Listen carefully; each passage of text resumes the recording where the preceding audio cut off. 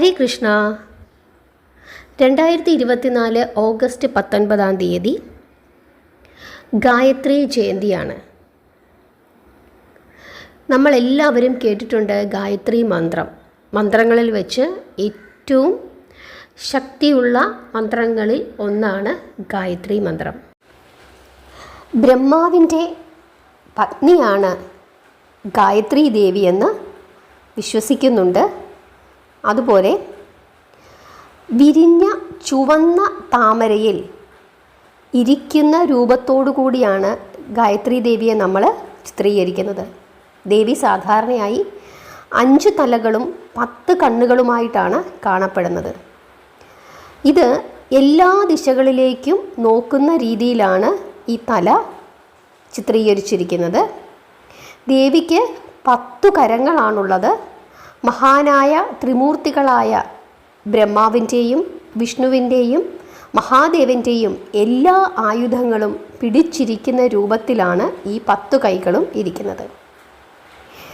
ദേവിയുടെ ഈ രൂപങ്ങൾക്ക് പല വ്യാഖ്യാനങ്ങളും പറയുന്നുണ്ട്. സരസ്വതി, ലക്ഷ്മി, പാർവതി എന്നീ ദേവിമാരുടെ സംയോജിതമായ രൂപമാണ് ഈ രൂപമെന്ന് പറയുന്നുണ്ട്. ആദിശക്തിയുടെ രൂപമാണ് ഗായത്രി ദേവിക്കുള്ളതെന്ന് പറയുന്നുണ്ട്. ദേവിയുടെ 5 തലകളിൽ 4 4 വേദങ്ങളെയാണ് സൂചിപ്പിക്കുന്നത് എന്ന് പറയുന്നു. അതുപോലെ 5ാമത്തെ ശിരസ് പരമമായ സർവശക്തനായ ആ ശക്തിയെയാണ് സൂചിപ്പിക്കുന്നതെന്നും പറയുന്നു. എന്തായാലും ബ്രഹ്മാവിൻ്റെ പത്നിയായിട്ടാണ് ഗായത്രി ദേവിയെ അറിയപ്പെടുന്നത്. അറിവിൻ്റെ ഒരു പുസ്തകം കയ്യിൽ പിടിച്ചിരിക്കുന്നതായിട്ടാണ് കാണപ്പെടുന്നത്. അതുപോലെ ദേവിയുടെ അടുത്ത് വെളുത്ത ഹംസത്തെയും കാണപ്പെടുന്നുണ്ട്. ഇനി ഗായത്രി മന്ത്രം, ഏറ്റവും പരമമായ മന്ത്രമാണ് ഗായത്രി മന്ത്രം. 24 അക്ഷരങ്ങളാണ് ആ മന്ത്രത്തിലുള്ളത്. മന്ത്രം ജപിച്ച് ദേവിയെ ആരാധിച്ചാൽ വളരെ വളരെ ഫലസിദ്ധിയാണ് ലഭിക്കുന്നതെന്നാണ് പറയുന്നത്. അങ്ങനെ ഗായത്രി മന്ത്രം നിരന്തരം ജപിച്ചുകൊണ്ട് ഒരു മനുഷ്യൻ എന്തൊക്കെ പ്രവർത്തികൾ ചെയ്യുന്നുണ്ടോ ആ പ്രവർത്തികൾക്കൊക്കെ വിജയം കൈവരിക്കും എന്നാണ് പറയുന്നത്. അതായത് നിരന്തരം ഗായത്രി മന്ത്രം ചൊല്ലുന്ന ഉപാസിക്കുന്ന ഒരു മനുഷ്യന് തൻ്റെ കർമ്മങ്ങളിലെല്ലാം വിജയമുണ്ടാകുമെന്ന് വിശ്വസിക്കുന്നു. ഭയങ്കര ബുദ്ധിയാണ് ദേവിക്ക്.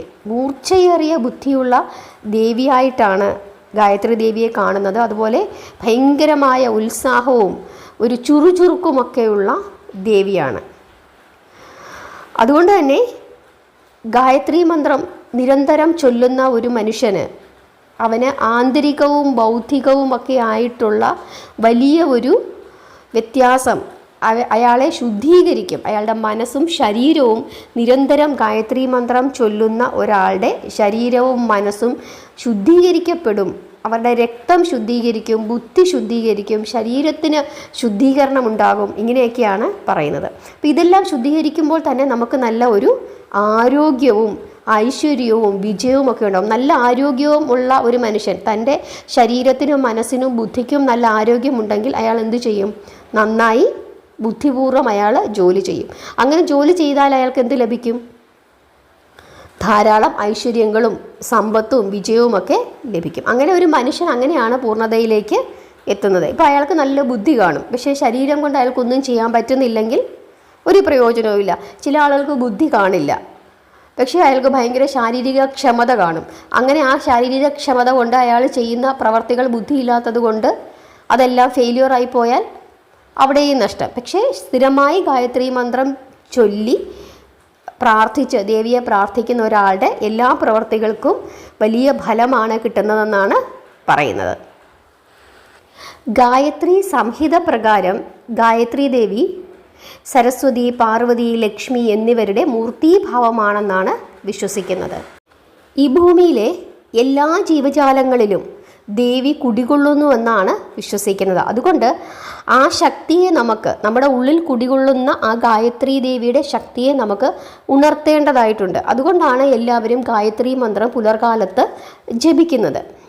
ഈ ഗായത്രി ജയന്തി ദിനത്തിൽ ഗായത്രി ദേവിയെ ആരാധിക്കുന്നതിലൂടെ ഒരാൾക്ക് ജ്ഞാനവും അറിവും ഒക്കെ ലഭിച്ചിട്ട് അവർക്ക് സമൃദ്ധമായ ഒരു ജീവിതം നേടാൻ കഴിയുമെന്നാണ് വിശ്വസിക്കുന്നത്. അതായത് സ്ഥിരമായി ഗായത്രി ജയന്തി ദിനത്തിൽ മാത്രമല്ല, സ്ഥിരമായി ഗായത്രി മന്ത്രം ജപിക്കുന്നതിലൂടെ ഒരു മനുഷ്യൻ അങ്ങനെയുള്ള ഒരു ആന്തരികവും മാനസികവും ബൗദ്ധികവുമായ ഉണർവുണ്ടാവുകയും അയാൾക്ക് വലിയ ഒരു നിലയിലേക്ക് അയാൾ എത്തിച്ചേരുകയും ചെയ്യുന്നുവെന്നാണ് വേദങ്ങൾ പറയുന്നത്. വേദങ്ങൾ പഠിക്കുന്നതിന് തുല്യമാണ് ഗായത്രി ദേവിയെ പ്രാർത്ഥിക്കുകയും ഗായത്രി മന്ത്രം ജപിക്കുകയും ചെയ്യുന്നത്. അത്രത്തോളം ശക്തിയുള്ള ഒരു പ്രാർത്ഥനാ രീതി മന്ത്രമാണ് ഗായത്രി മന്ത്രം. എല്ലാ മന്ത്രങ്ങളുടെയും മാതാവാണ് ഗായത്രി മന്ത്രം. ഈ ഗായത്രി മന്ത്രം രചിച്ചത് വിശ്വാമിത്രനാണെന്നാണ് വിശ്വസിക്കുന്നത്. സൗരദേവതയായ സാവിത്രിക്കാണ് ഗായത്രി മന്ത്രം സമർപ്പിച്ചിട്ടുള്ളത്. നമ്മൾ ഒരുപാട് ഗായത്രി മന്ത്രങ്ങൾ അതല്ലാതെ തന്നെ പഠിച്ചിട്ടുണ്ട്. വിഷ്ണു ഗായത്രി, സുബ്രഹ്മണ്യ ഗായത്രി, ഇങ്ങനെ ധാരാളം ഗായത്രി മന്ത്രങ്ങളുണ്ട്. നമ്മൾ സാധാരണയായി ഗായത്രി മന്ത്രം എന്ന രീതിയിൽ ജപിക്കുന്നത് സൗരദേവതയായ സാവിത്രിക്ക് സമർപ്പിച്ചിട്ടുള്ള മന്ത്രമാണ്. ഈ മന്ത്രം ആർക്കൊക്കെ ജപിക്കാം? എല്ലാവർക്കും ജപിക്കാം. പക്ഷേ പീരീഡ്സ് ആയിരിക്കുമ്പോഴോ ആ 7 ദിവസം ജപിക്കരുത്. മറ്റ് അശുദ്ധികളുള്ളവർ, അതായത് ബാലായ്മ, പുല, ഇങ്ങനെയൊക്കെയുള്ള ആളുകൾ ആ സമയത്ത് ഈ നാമം ജപിക്കാൻ പാടില്ല. രാവിലെയും വൈകുന്നേരവും ജപിക്കാം. പക്ഷേ രാവിലെ ജപിക്കുന്നതാണ് ഏറ്റവും ഉത്തമം. കാരണം നമ്മുടെ ശരീരം വളരെ ശുദ്ധമായിരിക്കും. സൂര്യഭഗവാൻ ഉയർന്നു വരുന്ന നമ്മുടെ ഭൂമിയിലേക്ക് അദ്ദേഹത്തിൻ്റെ കിരണങ്ങൾ ഏൽക്കുന്ന ആ സമയത്ത് നമ്മൾ കിഴക്കോട്ട് തിരിഞ്ഞു നിന്ന് ഗായത്രി മന്ത്രം ജപിക്കുന്നത് വളരെ നല്ലതാണ്. വൈകുന്നേരവും ജപിക്കാം, ദോഷമില്ല. പക്ഷെ കൂടുതൽ ഐശ്വര്യം രാവിലെ ജപിക്കുന്നതാണ്. ഇനി ഗായത്രി മന്ത്രം ജപിക്കുമ്പോൾ വെജിറ്റേറിയൻ ഭക്ഷണങ്ങൾ ശീലിക്കുകയാണെങ്കിൽ എപ്പോഴും നല്ലതാണ് നമ്മുടെ ശരീരത്തിലെ വെജിറ്റേറിയൻ ഭക്ഷണങ്ങൾ. നോൺ വെജിറ്റേറിയൻ ഭക്ഷണങ്ങൾ ഇപ്പം മന്ത്രം ചൊല്ലുന്നത് കൊണ്ട് തന്നെയല്ല, വെജിറ്റേറിയൻ ഭക്ഷണങ്ങൾ അതിനു വേണ്ടിയിട്ടാണ് നമ്മുടെ മനുഷ്യനെ സൃഷ്ടിച്ചിരിക്കുന്നത്. സസ്യബുക്കുകളാണ് ശരിക്കും പറഞ്ഞു കഴിഞ്ഞാൽ മനുഷ്യർ. പക്ഷേ ഇന്നത്തെ സാഹചര്യങ്ങൾ കൊണ്ടും നമുക്ക് നമ്മുടെ ഒരു മനുഷ്യൻ്റെ ഇപ്പോഴത്തെ ഒരു രീതി കൊണ്ടുമൊക്കെ എല്ലാവരും നോൺ വെജിറ്റേറിയൻ ശീലിച്ചിരിക്കുന്ന ആളുകളാണ്. അതുകൊണ്ട് ദോഷമില്ല. നോൺ വെജിറ്റേറിയൻ ഭക്ഷണങ്ങൾ കഴിച്ചുകൊണ്ട് നമുക്ക് ജപിക്കാം. അതുകൊണ്ടാണ് ഞാൻ പറഞ്ഞത് രാവിലെ ജപിക്കുന്നതാണ് ഏറ്റവും നല്ലത്. കാരണം നോൺ വെജിറ്റേറിയൻ ഭക്ഷണങ്ങൾ കഴിച്ചിട്ടല്ലല്ലോ നമ്മളപ്പോൾ രാവിലെ കുളിച്ച് ശുദ്ധമായി ദൈവത്തിനെ വിളിച്ചിട്ട് പിന്നെ നമ്മൾ കഴിക്കുന്നു. ആദ്യമേ നമ്മളത് കഴിക്കുന്നില്ല. അതുകൊണ്ടാണ് ഈ ഒഴിവാക്കാൻ പറ്റാത്ത മനുഷ്യർ കാണും പെട്ടെന്ന് തന്നെ നോൺ വെജിറ്റേറിയൻ ഭക്ഷണങ്ങൾ. അതുകൊണ്ട് രാവിലെ കുളിച്ച് ശുദ്ധമായി നമ്മൾ നാമം ചൊല്ലിയതിന് ശേഷം പിന്നെ നിങ്ങൾക്ക് കഴിക്കാം. അതുകൊണ്ട് ദോഷമില്ല. പക്ഷേ അത് ശുദ്ധമായിട്ടൊക്കെ ഇരുന്ന് ദൈവത്തെ വിളിച്ച് പ്രാർത്ഥിക്കുമ്പോൾ അതിൻ്റേതായ ഒരു ഗുണം കിട്ടും. എന്ന് വെച്ച് നോൺ വെജിറ്റേറിയൻ ഭക്ഷണങ്ങൾ കഴിക്കുന്നവർ കഴിക്കാൻ പാടില്ല എന്നല്ല അത് പറയുന്നത്. കാരണം ഇത് നിരന്തരം നമ്മുടെ ജീവിതത്തിൻ്റെ ഭാഗമാക്കുകയാണ്. വല്ലപ്പോഴും അല്ല നമ്മൾ ജപിക്കേണ്ടത്, നിരന്തരം നമ്മൾ ജപിച്ചുകൊണ്ടിരിക്കുകയാണ്. അപ്പം പെട്ടെന്ന് തന്നെ നോൺ വെജിറ്റേറിയൻ കഴിച്ചുകൊണ്ടിരിക്കുന്ന ആളുകൾ വെജിറ്റേറിയനിലേക്ക് മാറണമെന്ന് പറഞ്ഞു കഴിഞ്ഞാൽ അവർക്കത് ബുദ്ധിമുട്ടാകും. അതുകൊണ്ട് അങ്ങനെയുള്ള ആളുകൾ വൈകുന്നേരമല്ല ജപിക്കേണ്ടത്. നോൺ വെജിറ്റേറിയൻ ഭക്ഷണങ്ങൾ കഴിക്കുന്നവർ രാവിലെ നമ്മൾ ശുദ്ധമായി കുളിച്ച് നാമം ചൊല്ലുക, അതാണ് ചെയ്യേണ്ടത്. എല്ലാവർക്കും ജപിക്കാം. സ്ത്രീകൾക്ക് ജപിക്കാം, പുരുഷന്മാർക്ക് ജപിക്കാം, കുട്ടികൾക്ക് ജപിക്കാം, എല്ലാവർക്കും ജപിക്കാം. അതുകൊണ്ട് ഗുണം മാത്രമേ ഉണ്ടാകൂ, യാതൊരു ദോഷവും ഉണ്ടാകില്ല. നീ എത്ര തവണ ജപിക്കണം? 8 തവണ ജപിക്കാം, 11 തവണ ജപിക്കാം, 36 തവണ ജപിക്കാം, 108 തവണ ജപിക്കാം. എത്ര തവണ വേണമെങ്കിലും ജപിക്കാം. 108ൻ്റെ പല ആവർത്തി ജപിക്കാം. ഇനി നമ്മൾ ജപിക്കുമ്പോൾ എപ്പോഴും ശ്രദ്ധിക്കേണ്ടുന്ന ഒരു കാര്യം, ഏത് നാമം ജപിക്കാനിരിക്കുന്ന ആളുകളാണെങ്കിലും, അതായത് ഇത്ര നമ്പർ വെച്ചിട്ട് നാമം ജപിക്കാനിരിക്കുന്ന ആളുകൾ, അങ്ങനെ ജപിക്കാനിരിക്കുന്ന ആളുകൾ നിർബന്ധമായും നമ്മുടെ കയ്യിൽ ഒരു ജപമാല ഉണ്ടായിരിക്കണം. കാരണം ജപമാലയിൽ ജപിച്ച് ശീലിക്കണം. ജപമാലയിൽ ജപിച്ച് ശീലിക്കുമ്പോൾ നമ്മൾ ജപത്തിൽ ശ്രദ്ധിക്കും. അല്ലെങ്കിൽ എന്താ സംഭവിക്കുന്നത്? കൈവിരൽ മടക്കിയിട്ടോ അതല്ലെങ്കിൽ മറ്റെന്തെങ്കിലുമൊക്കെ ചെയ്യുമ്പോൾ ഇപ്പോൾ മഞ്ചാടിക്കുരു നീക്കി വെച്ചുകൊണ്ടൊക്കെ ജപിക്കും. അപ്പോൾ എന്താ സംഭവിക്കുന്നത്? നമ്മൾ ആ എണ്ണത്തിൽ എന്ത് ചെയ്യും? ശ്രദ്ധിക്കും. മന്ത്രത്തിലായിരിക്കില്ല ശ്രദ്ധ വരുന്നത്. കൈ എത്ര വരെ മടക്കി, ഇത് 2 തവണ മടക്കിയോ 3 തവണ മടക്കിയോ, അതിലേക്കായിരിക്കും നമ്മൾ കൂടുതലായിട്ട് ശ്രദ്ധിക്കുന്നത്. പക്ഷേ ജപമാലയാണെങ്കിൽ അത് കയ്യിലൂടെ കൃത്യമായിട്ട് ഇങ്ങനെ ഓടിക്കൊണ്ടിരിക്കും. കറക്റ്റ് ആ 108 മണിയാവുമ്പോൾ മാല തീരും.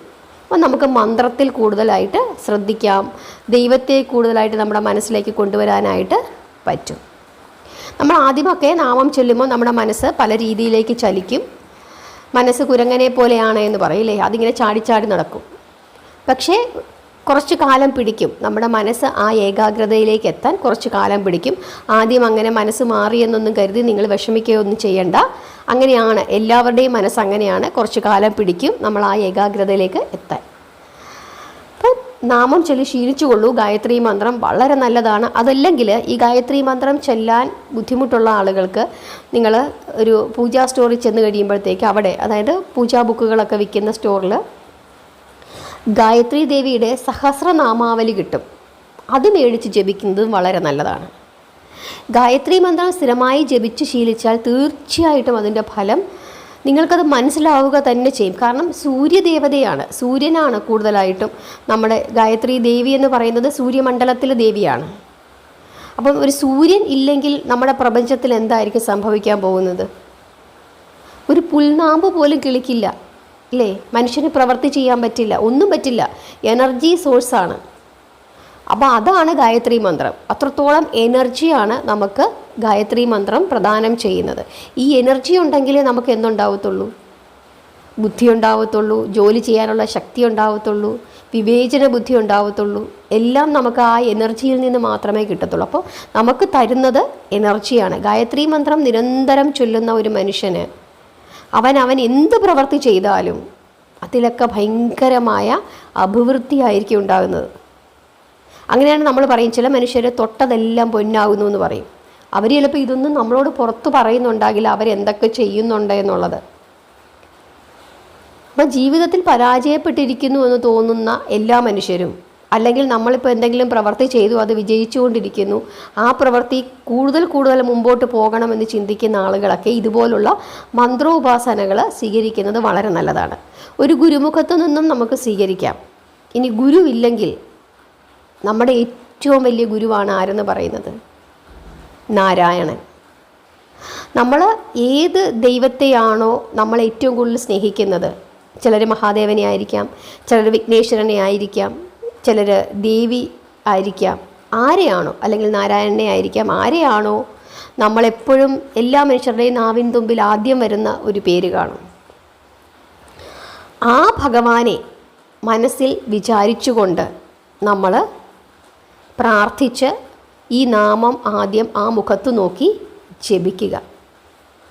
അദ്ദേഹം ആ ജപിക്കുന്നതിന് മുമ്പായിട്ട്, നമ്മൾ ആ മന്ത്രം ജപിക്കുന്നതിന് മുമ്പായിട്ട് ഒരു വെറ്റിലയും പാക്കും 1 രൂപ നാണയവും ആ ഭഗവാന്റെ മുമ്പിൽ അല്ലെങ്കിൽ ആ ദേവിയുടെ മുമ്പിൽ വെച്ച് നമസ്കരിച്ച് നമ്മൾ ഈ മന്ത്രം ജപിച്ചു നോക്കുക. അദ്ദേഹത്തിൻ്റെ മുഖത്ത് നോക്കി അദ്ദേഹം നമുക്കത് ആ മന്ത്രം നമ്മളെ ഉപദേശിച്ചതായി നമ്മൾ മനസ്സിൽ കരുതുക. അപ്പം നമ്മുടെ ഗുരു ആരാണ്? ഈശ്വരനാണ്. ഇപ്പം എല്ലാവർക്കും ഗുരുവിനെ കണ്ടെത്തി ഗുരുമുഖത്തു നിന്നും ആ മന്ത്രം കേട്ട് പഠിക്കാനൊന്നും പറ്റില്ല. അപ്പം നമ്മളെന്താ ചെയ്യുക? ഈ മന്ത്രം എഴുതി വെച്ച് ഒരു വെറ്റിലയും അടക്കയും 1 രൂപ നാണയവും ഭഗവാന് സമർപ്പിച്ച് ഭഗവാനാണ് എൻ്റെ ഈശ്വരൻ എന്ന് കരുതി ആ മുഖത്തു നിന്നും നമ്മൾ ആ മന്ത്രം സ്വീകരിക്കുക. ഏകലവ്യൻ അങ്ങനെയാണ് ചെയ്തതില്ലേ? അർജുനനേക്കാൾ വലിയ പോരാളിയായിരുന്നു ഏകലവ്യൻ. ഞാൻ വീഡിയോ ഇട്ടിട്ടുണ്ട്, വിരൽ മുറിച്ച ഗുരുദക്ഷിണ. എന്തുകൊണ്ടാണ് ഏകലവ്യൻ അങ്ങനെ ചെയ്തത്? ഏറ്റവും അവസാനം വിരൽ മുറിപ്പിച്ച ദ്രോണർക്ക് എന്താണ് അവസാനം ലഭിച്ചത്? എന്തുകൊണ്ടാണ് ദ്രോണർക്ക് അങ്ങനെ ഒരു മരണം നേരിടേണ്ടി വന്നത് എന്നൊക്കെ വിശദമായിട്ട് ഞാൻ ആ കഥയിൽ പറഞ്ഞിട്ടുണ്ട്. നമ്മുടെ പ്ലേലിസ്റ്റിലൊക്കെ അത് കിടപ്പുണ്ട്, കഥകളെന്ന് പറയുന്ന ഫോൾഡറിൽ. എല്ലാവരും സമയം കിട്ടുമ്പോൾ ഈ കഥകളൊക്കെ ഒന്ന് എടുത്ത് കേൾക്കണം. അങ്ങനെ നമ്മുടെ ഇഷ്ടദേവനെ, ദേവതയെ മനസ്സിൽ വിചാരിച്ചുകൊണ്ട് ആ ഗുരുമുഖത്തു നിന്നും ആ മന്ത്രം സ്വീകരിച്ച് എല്ലാവരും രാവിലെ ഈ മന്ത്രം ചൊല്ലി ശീലിക്കുക. ഉറപ്പാണ് കുറച്ച് കഴിയുമ്പോൾ നിങ്ങൾക്ക് തന്നെ മനസ്സിലാകും നിങ്ങളുടെ ശരീരത്തിനും മനസ്സിനും ഉണ്ടാകുന്ന വ്യത്യാസം. ആരോഗ്യം ഉണ്ടെങ്കിൽ നമ്മൾ എന്ത് ചെയ്യും? നമ്മുടെ കാര്യങ്ങളെങ്കിലും നമ്മൾ വൃത്തിയായിട്ട് ചെയ്യും. അതുവഴി നമുക്ക് എല്ലാ ശ്രേയസ്സുകളും ഭഗവാൻ തരും. അതുകൊണ്ട് നിരന്തരം ഗായത്രി ദേവിയെ ഭജിക്കുക, ഗായത്രി മന്ത്രം ചൊല്ലുക. അല്ലാത്തവരെ ഗായത്രി സഹസ്രനാമം ചൊല്ലാനായിട്ട് ശീലിക്കുക. പിന്നെ ഈ പറഞ്ഞ പ്രത്യേക സമയങ്ങളിലൊന്നും തന്നെ ചൊല്ലരുത്, അത് ശ്രദ്ധിക്കുക. അപ്പോൾ ഗായത്രി ജയന്തി ദിവസം തുടങ്ങിക്കോളൂ. ജപമാല ഇല്ലാത്തവരെല്ലാം തന്നെ ഒരു ജപമാല മേടിക്കുക 108 മണിയുടെ. ഇനി അതിനും സാധിക്കുന്നില്ലെങ്കിൽ സ്വന്തമായ ഒരു ജപമാല ഉണ്ടാക്കുക. അതിനു വേണ്ടിയിട്ട് ഒരു കടയിൽ ചെന്നിട്ട് 109 മുത്തുകൾ മേടിക്കുക. അതിൽ ഒരു മുത്ത് ഇച്ചിരി വലിയ മുത്തായിരിക്കണം, ബാക്കിയെല്ലാം ഒരേ അളവിലുള്ള മുത്തുകൾ മേടിക്കുക. എന്നിട്ട് ഈ 108 മുത്തുകളും കോർക്കുക. അതിനുശേഷം അവസാനം ഒരു കെട്ടിട്ടിട്ട് 109ാമത്തെ മുത്ത് വീണ്ടും ബാക്കി 2 വശത്തൂടെ നൂല് വരുമല്ലോ, കെട്ടിട്ട് കഴിയുമ്പോൾ കുറച്ച് നൂല് തൂങ്ങിക്കിടക്കും. അതിൽ ആ 2 നൂലും കൂടെ ചേർത്ത് ആ ഒന്നാമത്തെ വലിയ മുത്തിൽ കോർത്ത് അത് കെട്ടുക. എങ്ങനെയാണോ നിങ്ങളുടെ സൗകര്യം പോലെ അതൊരു താഴെ ഒരു മുത്തായിട്ട് കെട്ടുക. 108 ഒരേപോലത്തെ മുത്തുകളും അതിനുശേഷം അവസാനം ആ വലിയ മുത്തും അതും കൂടെ കെട്ടുക. ഈ വലിയ മുത്ത് ഗുരുവാണ്, നമ്മുടെ ഗുരുവാണ്.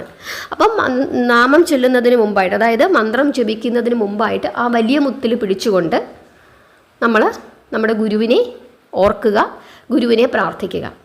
അതിനുശേഷം പിന്നെ നമ്മൾ ആ 108 നാമങ്ങളും ചൊല്ലുക. അപ്പോൾ അവസാനത്തെ മുത്തിലേക്ക് വരുമ്പോൾ, അതായത് ആ വലിയ മുത്തിന് തൊട്ട് മുമ്പുള്ള ആ മുത്തിലേക്ക് വരുമ്പോൾ നമ്മൾ എന്ത് ചെയ്യും? കണ്ണടച്ചുകൊണ്ട് നമുക്ക് ജപിക്കാം. അപ്പോൾ കറക്റ്റായിട്ട് ആ വലിയ മുത്തിൻ്റെ ഭാഗം, അപ്പുറത്തെ ഭാഗം വരുമ്പോഴേക്കും 108 തവണ നമ്മൾ ജപിച്ചിരിക്കും. അപ്പം നമുക്ക് ജപിക്കുമ്പം നമ്മുടെ മന്ത്രത്തിൽ അല്ലെങ്കിൽ ഭഗവാനിൽ നമുക്ക് മനസ്സർപ്പിച്ച് ജപിക്കാനായിട്ട് പറ്റും. അല്ലാതെ കൈയും കാലും ഒക്കെ വെച്ച് എണ്ണി ജപിക്കുമ്പോൾ നമുക്കൊരിക്കലും കൃത്യമായി നമ്മുടെ മനസ്സുറപ്പിച്ച് നമുക്ക് ജപിക്കാനായിട്ട് പറ്റില്ല. ജപമാല മേടിക്കാൻ പറ്റുന്നവരെല്ലാവരും തന്നെ ജപമാല മേടിക്കുക. അതല്ലെങ്കിൽ ഈ വിധം തൽക്കാലത്തേക്ക് ചെയ്യുക. എന്നിട്ടത് ശുദ്ധമായി സൂക്ഷിച്ച് വെക്കുക. ഇങ്ങനെയാണ് നമ്മൾ ചെയ്യേണ്ടത്. ഈ രീതിയിൽ പ്രാർത്ഥിച്ചോളൂ. അപ്പോൾ ഗായത്രി ജയന്തി ദിവസം മുതൽ പ്രാർത്ഥിച്ചു തുടങ്ങുക. എല്ലാവർക്കും എല്ലാ ഐശ്വര്യങ്ങളും ദേവി പ്രദാനം ചെയ്യുമെന്നുള്ള കാര്യത്തിൽ 100% ഉറപ്പാണ്. കാരണം പവറിൻ്റെ ഒരു അപാരമായ ശക്തിയാണ്, ഒരു വലിയ എനർജി സോഴ്സാണ് ഗായത്രി മന്ത്രം. പിന്നെ മറ്റൊരു കാര്യം ശ്രദ്ധിക്കാനുള്ളത്, അക്ഷരത്തെറ്റ് വരാൻ പാടില്ല എന്നുള്ളതാണ്. അതുകൊണ്ട് കൃത്യമായി എഴുതി വെച്ച് വേണം നമ്മൾ ജപിക്കാനായിട്ട്. ഏതെങ്കിലും വിധത്തിൽ തെറ്റ് വന്നാൽ പെട്ടെന്ന് തന്നെ ക്ഷമ ചോദിച്ച് വീണ്ടും ജപിക്കണം. എങ്കിലും പരമാവധി തെറ്റ് വരാതിരിക്കാനായിട്ട് ശ്രമിക്കുക. തെറ്റ് വരുത്തി ജപിച്ചാൽ അത് അല്പം ദോഷമാണെന്നാണ് പറയുന്നത്. അതുകൊണ്ട് തെറ്റ് വരാതിരിക്കാൻ ശ്രമിക്കുക. ഗായത്രി സഹസ്രനാമാവലി ജപിക്കുന്ന സമയത്ത് ചുവന്ന പൂക്കൾ കൊണ്ട് ദേവിക്ക് അർച്ചന ചെയ്യുന്നത് വളരെ വിശേഷമാണ്. രാജകീയ പദവി അങ്ങനെ ചെയ്താൽ ലഭിക്കുമെന്നാണ് പറയുന്നത്. ദേവിക്ക് ചുവന്ന പൂക്കൾ സമർപ്പിച്ച് പ്രാർത്ഥിച്ചാൽ. വളരെ ചെറിയ 24 അക്ഷരങ്ങളുള്ള ഒരു മന്ത്രമാണ്, എല്ലാവരും നിരന്തരം കേൾക്കുന്നതാണ്. അതുകൊണ്ട് തന്നെ അക്ഷരത്തെറ്റ് വരാൻ സാധ്യത വളരെ കുറവാണ്. അതുകൊണ്ട് പക്ഷേ ശ്രദ്ധയോടുകൂടി ജപിക്കണം. നമുക്ക് ഒരു കാര്യം വേണമെന്ന നിശ്ചയദാർഢ്യമുണ്ടെങ്കിൽ നമ്മൾ എന്ത് ചെയ്യുക? അക്ഷരത്തെറ്റ് ഇല്ലാതെ തന്നെ ജപിക്കാനായിട്ട് നമ്മൾ ശ്രമിച്ചോളും. ഇപ്പം ലൗകികപരമായ ആഗ്രഹങ്ങൾ മാത്രമല്ല ഒരു മനുഷ്യനുള്ളത്, അവർ മോക്ഷപ്രാപ്തി എന്ന് പറയുന്നൊരു കാര്യമുണ്ട്. സാധാരണ ഗൃഹസ്ഥാശ്രമികൾക്കാണ് വീട് വേണം, കാറ് വേണം, കുഞ്ഞുങ്ങൾക്ക് നല്ല വിദ്യാഭ്യാസം വേണം, നല്ല കല്യാണം വേണം, അങ്ങനെയൊക്കെയുള്ള കാര്യങ്ങളൊക്കെ വരുന്നത്. പക്ഷേ എന്തിനാണ് ഋഷീശ്വരന്മാർ പ്രാർത്ഥിക്കുന്നത്? അവർക്ക് മോക്ഷപ്രാപ്തിയാണ്. അവർക്കും അവരുടേതായ ആഗ്രഹങ്ങളുണ്ട്. ഇപ്പോൾ ഓരോ മനുഷ്യർക്കും ഓരോ രീതിയിലുള്ള ആഗ്രഹങ്ങളായിരിക്കും ഉണ്ടാകുന്നത്. അപ്പോൾ എന്തിനു വേണ്ടിയിട്ടാണോ നമ്മൾ ഒരു കാര്യം ചെയ്യുന്നത് അത് ഏറ്റവും പെർഫെക്റ്റായിട്ട് തന്നെ ചെയ്യാനായിട്ട് ശ്രമിക്കുക. അപ്പോൾ ഏറ്റവും പെർഫെക്റ്റായിട്ട് തന്നെ അതിനൊരു ഫലവും നമുക്ക് കിട്ടും. അതുകൊണ്ട് ഗായത്രി മന്ത്രം ശ്രദ്ധിച്ച് ജപിക്കുക, തെറ്റാതെ ജപിക്കുക, രാവിലെ തന്നെ ജപിക്കാനായിട്ട് ശ്രദ്ധിക്കുക. ഹരേ കൃഷ്ണ.